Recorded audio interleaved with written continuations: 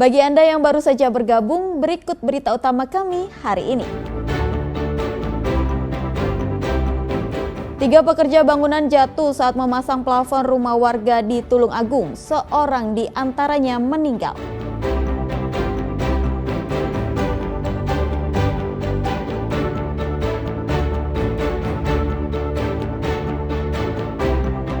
Terpergok mencuri motor milik penjual es, maling motor di Surabaya babak belur dihajar massa.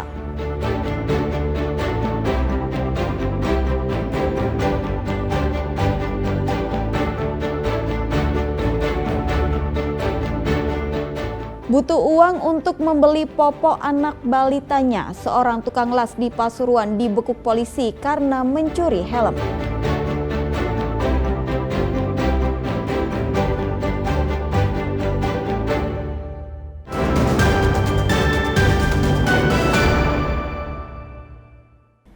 Ya, seorang pelaku pencurian sepeda motor di Surabaya babak belur dihakimi massa. Nyawa pelaku berhasil diamankan polisi yang datang ke lokasi dari amuk massa. Petugas sempat kewalahan saat membawa pelaku menjauh dari kerumunan warga.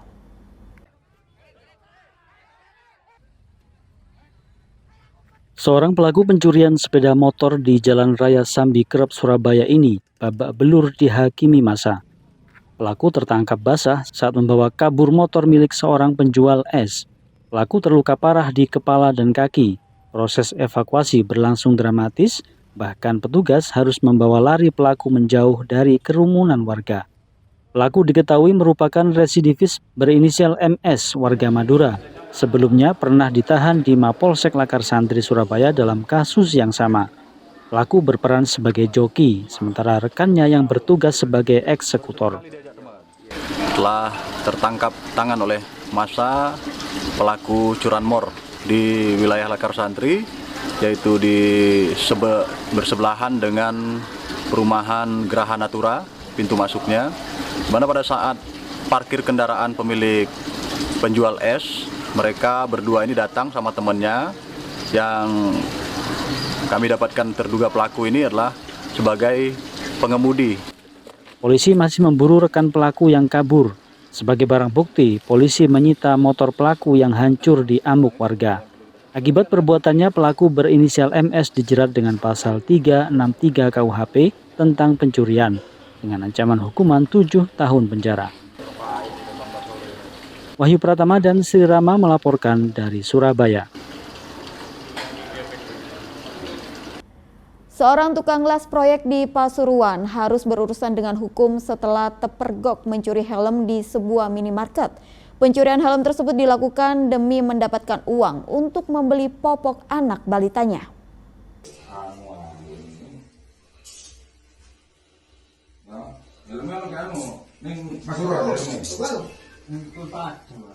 Kebutuhan sehari-hari yang mendesak dan tanggung jawab seorang ayah menjerumuskan DR 46 tahun ke dalam tindakan yang salah.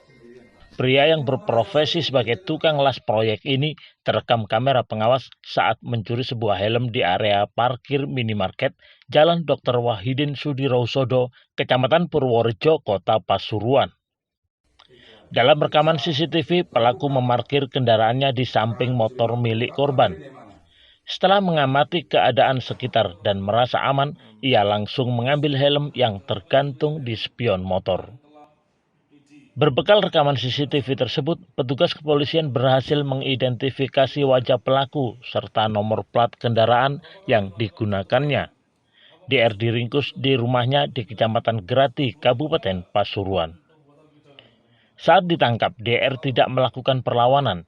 Di hadapan petugas, ia mengakui perbuatannya dan menyampaikan alasan yang mengharukan. Uang dari penjualan helm curian itu rencananya akan digunakan untuk membeli popok anaknya yang masih balita.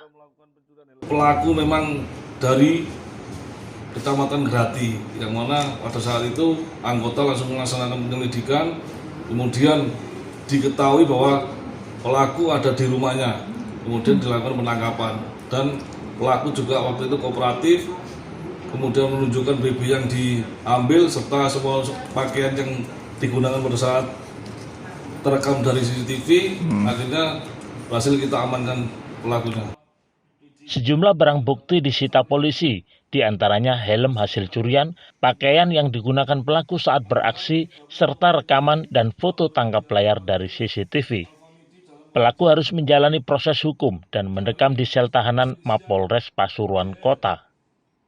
Sebuah peristiwa yang menjadi pelajaran bahwa kesulitan hidup tak pernah boleh dibayar dengan melanggar hukum. Dandi Ari Gafur dan Sri Rama melaporkan dari Pasuruan.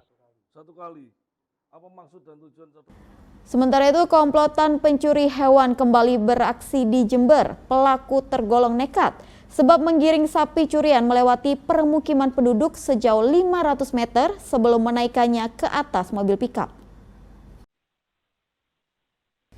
Komplotan pencuri hewan menyatroni rumah seorang warga di Desa Nogosari, Kecamatan Rambi Puji, Jember. Dalam rekaman CCTV, pelaku perlahan menggiring 2 ekor sapi curian melewati permukiman penduduk hingga sejauh 500 meter dari TKP sampai ke mobil pickup. Usai sapi dinaikkan ke atas mobil pengangkut, pelaku yang diperkirakan berjumlah 4 orang kemudian kabur. Aksi para pelaku tergolong nekat karena kandang sapi berada di belakang rumah pemilik.